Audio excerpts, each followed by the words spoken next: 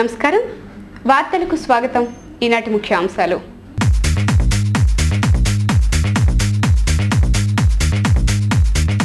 చలసాని వెంకటరత్నం 40వ వర్ధంతి ఘన నివాళులు అర్పించిన సిపిఐ నాయకులు. పేద బడుగు బలహీన వర్గాల అభ్యున్నతికి వెంకటరత్నం సేవలు చిరస్మరణీయమని నేతల వెల్లడి.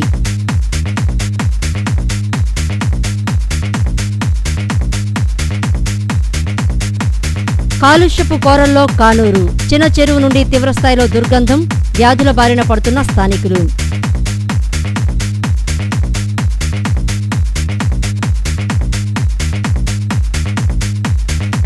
మద్యం సిండికేట్లతో సంబంధం ఉన్న పోలీసు అధికారులను బదిలీ చేసేందుకు రంగం సిద్ధం చేసిన సిపి మధుసూదనరెడ్డి. కమిషనరేట్లో స్తంభించిన పాలన.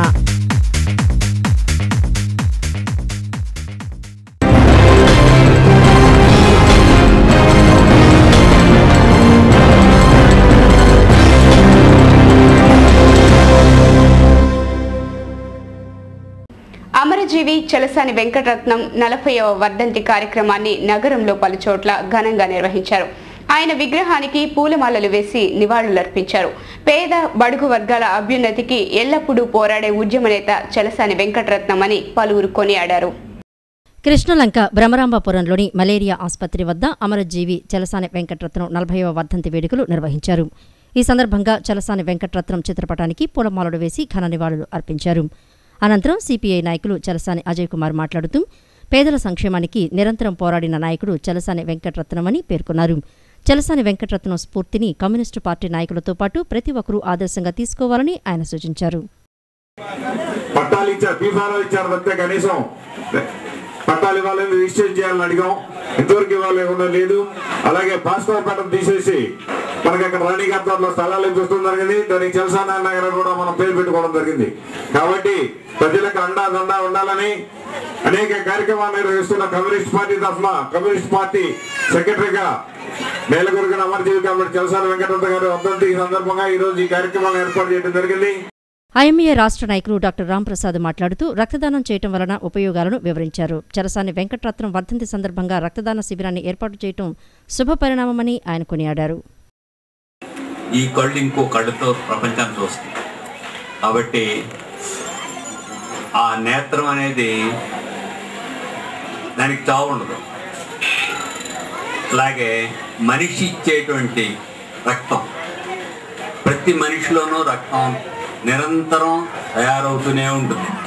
ఆ ఫ్యాక్టరీ లాగా ఆ తయారయ్యే రక్తం ఏముందిలే అనుకుంటాం, కానీ నిజంగా ఆ అత్యవసర పరిస్థితుల్లో రక్తం అవసరమైన వాళ్ళని ఈ రక్తదానం చేసి ఈ రక్తం ఎక్కించి లేచి తిరిగే మనుషులను చూస్తే. కమిషనరేట్లో మద్యం సిండికేట్ల నుంచి ముడుపులు తీసుకున్నట్లు ఎదుర్కొంటున్న సిఐఎస్ఐలను బదిలీ చేసేందుకు సిపి మధుసూదన్ రెడ్డి కసరత్తు ప్రారంభించారు. ఇప్పటికే పలువురు ఇన్స్పెక్టర్లు సిక్ లీవ్ లో ఉండటంతో పలు స్టేషన్ల పాలన స్తంభించింది. దీంతో తప్పనిసరి పరిస్థితుల్లో అంతర్గత బదిలీ చేయాలని కమిషనర్ నిర్ణయించారు. కమిషనరేట్లోని సిఐలను బదిలీ చేసేందుకు కసరత్తు జరుగుతోంది. మద్యం సిండికేట్ల నుంచి ముడుపులు తీసుకుంటున్నట్లు ఆరోపణలు ఎదుర్కొంటున్న పలువురు ఇన్స్పెక్టర్లు ఇప్పటికే సిక్ లీవ్లోకి వెళ్లిపోయారు. దీంతో పలు స్టేషన్లలో పాలన స్తంభించింది. ఫలితంగా పెండింగ్ కేసులు పేరుకుపోతున్నాయి. సిక్కులో ఉన్నవాళ్లు, సెలవు పెట్టిన వారు వెంటనే విధుల్లోకి రావాలని పోలీస్ కమిషనర్ మధుసూదనరెడ్డి ఆదేశాలు జారీ చేశారు. అయినప్పటికీ అధికారుల నుంచి ఎలాంటి స్పందన రాలేదు. చివరకు మెమోలను కూడా జారీ చేశారు. అయినా ఫలితం లేకపోవడంతో కమిషనరేట్లో ఇన్స్పెక్టర్ల అంతర్గత బదిలీలు చేయాలని సిపి నిర్ణయించినట్టు తెలిసింది. ఉన్నతాధికారులకు చెప్పా పెట్టకుండా అధికారులు సెలవుల్లోకి వెళ్లడం గమనార్హం. దీంతో పక్క స్టేషన్ల అధికారులను ఇన్ఛార్జీలుగా నియమించారు. అంతేకాకుండా కొంతమంది ఇన్స్పెక్టర్లకు నైట్ రౌండ్స్ భారం పెరిగిపోతుంది. ఒక్కో అధికారి 2-3 రోజుల పాటు నైట్ రౌండ్స్కు వెళ్తూ ఉన్నారు. ఇప్పటికే వారం రోజుల నుంచి అధికారులు సెలవులో ఉండటంతో పలు స్టేషన్లలో ఎక్కడి కేసులు అక్కడే ఉండిపోతున్నాయి. దీంతో సీఐల బదిలీలు చేపట్టేందుకు సిపి నిర్ణయించినట్లు తెలుస్తోంది. కానూరు గ్రామం కాలుష్యపు కోరల్లో చిక్కుకుంది. గ్రామంలోని చిన్న చెరువుల్లో కార్పొరేట్ కళాశాలలు, పారిశ్రామిక సంస్థల వ్యర్థాలు కలుస్తుండటంతో తీవ్ర దుర్గంధం వెలువడుతోంది. కాలుష్యపు వాయువులు కారణంగా స్థానికులు వ్యాధుల బారిన పడుతున్నారు. సమస్యను పరిష్కరించండి మహాప్రభో అంటూ స్థానికులు అధికారుల్ని వేడుకుంటున్నారు.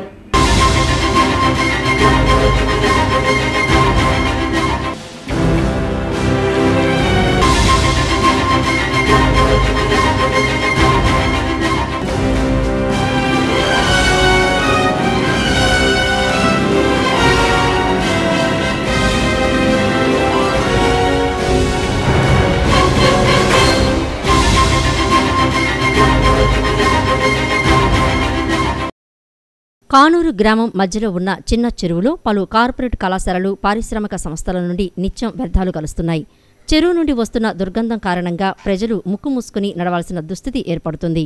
కాలుష్యపు వాయువులు కారణంగా చిన్నారులు అనారోగ్యానికి గురవుతున్నారు. గ్రామంలోని పలువురు ఇప్పటికే వ్యాధుల బారిన పడ్డారు. చెరువు నుండి వస్తున్న దుర్వాసన వలన నరకయాతన అనుభవిస్తున్నామని స్థానికులు ఆవేదన వ్యక్తం చేస్తున్నారు.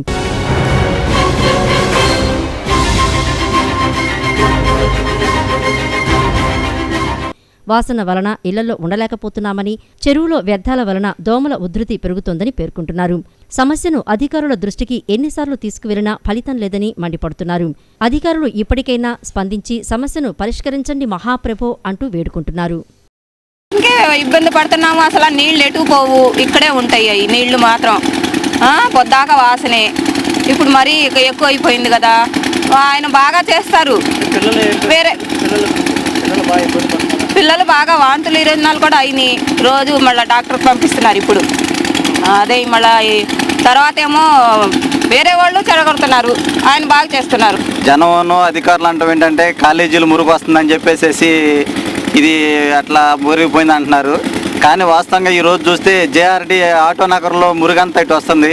అక్కడ మురుగు అంటే ఇప్పుడు కెమికల్స్ మొత్తం అక్కడ రంగుల ఫ్యాక్టరీలు ఉన్నాయి. మరి గంగరాజు గారిది లైలా కంపెనీ ఒకటి ఉంది ఇండస్ట్రియల్, ఇప్పుడే చూసాము.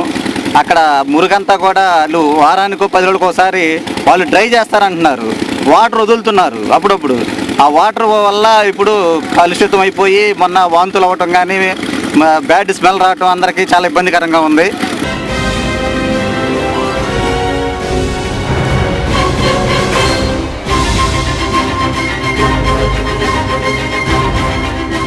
మరి వాసనకి కడుపులో తిప్పేసేసినట్టుగాను తలపోట్లు వచ్చేసేస్తున్నాయి, గొంతుకు నొప్పులు వస్తున్నాయి. అసలు ఈ వాసన భరించలేకపోతున్నాం మేము. అసలు మరి చెరువుకి ఏదైనా మరి మీరు ఏదైనా చేయాలి, చేస్తేనే కానీ మేము ఉండగలుగుతాం. లేకపోతే మేము ఇళ్ళు కొనుక్కుని మేము ఇంత రేట్లు పెట్టి కొనుక్కున్నాం. మరి మేము ఇళ్ళు వదిలిపెట్టేసి ఎక్కడికి వెళ్ళమంటారో మా బాధ మీరు అర్థం చేసుకోవాలి. అర్థం చేసుకుని మరి మాకు ఏదైనా కానీ మరి మీరు చూడాలి. అధికారులు పట్టించుకోవట్లేదండి. అసలు ఎవరో పట్టించుకోవట్లేదు. వస్తున్నారు, చూస్తున్నారు, వెళ్ళిపోతున్నారు. ఏమీ మరి పట్టించుకోవట్లేదు. మరి పట్టించుకున్నప్పుడు మరి ఏం చేయాలి? మేము వచ్చి చూసి వెళ్ళిన తర్వాత ఇవి పెట్టారు. చాలా మంది వచ్చారు ఆ రోజు. కంపు కొడుతుందని వాళ్ళు కూసేపు వెళ్ళిపోయారు. దోమలు కూడా బాగా వచ్చేస్తాయి. ఖాళీ చేసేద్దామంటే దొరకట్లేదని ఉండిపోతున్నాం అంతే. అందరూ ఇంకా అలా ఏడుతున్నారు. చిన్నపిల్లలు బాగా కడుపులో తిప్పేసి వాంతులు అయ్యి వచ్చేస్తున్నాయి.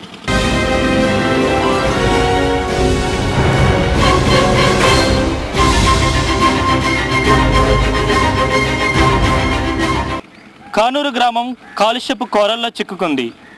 గ్రామం నడిబొడ్లో ఉన్నటువంటి ఈ చిన్న చెరువు నుండి వస్తున్న దుర్వాసన కారణంగా నిత్యం ఇక్కడ ఉండే స్థానికులు తీవ్ర ఇబ్బందులకు గురవడమే కాకుండా పలు వ్యాధుల బారిన పడుతున్నారు. ముఖ్యంగా చూసుకున్నట్లయితే చిన్న పిల్లలు విష జ్వరాల బారిన పడుతున్నారు. అయ్యా మహాప్రభు, ఈ దుర్వాసన నుండి మమ్మల్ని రక్షించని మహాప్రభు అంటూ స్థానికులు వేడుకుంటున్న అధికారులు కానీ గ్రామ పంచాయతీ అధికారులు కానీ పట్టించుకోవట్లేదు. ఈ కారణంగా మేము ఇబ్బందులు పడుతున్నాం. అధికారులు మమ్మల్ని మా సమస్యను పరిష్కరించండి అని స్థానికులు వేడుకుంటున్నారు. కెమెరామెన్ ఆసిఫ్తో సల్మాన్ రాజ్, సిటీ న్యూస్. 10వ తరగతి పరీక్షలకు సంబంధించి జిల్లాలో 291 సెంటర్లు ఏర్పాటు చేసినట్లు డీఈఓ ఎంవి కృష్ణారెడ్డి తెలిపారు. విద్యార్థులు ఎక్కడైనా నేలపై కూర్చుని పరీక్ష రాసినట్లయితే సంబంధిత అధికారులపై చర్యలు తీసుకుంటామని ఆయన హెచ్చరించారు. పరీక్షల్ని సజావుగా నిర్వహించేందుకు అందరూ సహకరించాలని ఆయన కోరారు. జిల్లాలో 10వ తరగతి విద్యార్థులు 62,232 మంది ఉండగా 291 సెంటర్లు ఏర్పాటు చేసినట్లు జిల్లా విద్యాధికారి ఎంవి కృష్ణారెడ్డి తెలిపారు. సెంటర్లలో కావలసిన బెంచీలు ఏర్పాటు చేయాలని అన్నారు. విద్యార్థులు ఎక్కడైనా నేలపై కూర్చొని పరీక్ష రాసినట్లయితే సంబంధిత అధికారులపై చర్యలు తీసుకుంటామని ఆయన హెచ్చరించారు. ఇప్పటికే ఈ విషయమై డీవైఈఓలకు స్పష్టమైన ఆదేశాలు ఇచ్చినట్లు చెప్పారు. మెరుగైన పరీక్షా ఫలితాలు సాధించేందుకు కృషి చేస్తున్నామని అన్నారు. గత ఏడాది ఫలితాల్లో జిల్లా రాష్ట్రంలో 8వ స్థానంలో ఉండగా ఈ ఏడాది 3-4 స్థానాల్లో వచ్చేందుకు ప్రయత్నిస్తున్నామన్నారు. విద్యార్థులకు స్టడీ మెటీరియల్ అందజేశామని, సెలవు దినాల్లో కూడా ప్రత్యేక తరగతులు నిర్వహిస్తున్నామని చెప్పారు. జిల్లాలో ఎంఈఓ పోస్టులు 51 ఉండగా రెగ్యులర్ ఎంఈఓలు 23 మంది మాత్రమే ఉన్నారని, ఖాళీలను త్వరలోనే భర్తీ చేస్తామని పేర్కొన్నారు. ఇప్పుడు కాసేపు ప్రకటనలు.